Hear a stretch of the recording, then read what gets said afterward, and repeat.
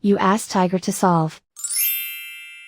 This deals with linear equations with one unknown. The final result is y equals 209/97. Let's solve it step by step. Simplify the expression. Combine like terms. Isolate the y. Multiply both sides by inverse fraction 11/97. Group like terms. Multiply the coefficients. Simplify the fraction. Multiply the fractions. Simplify the arithmetic.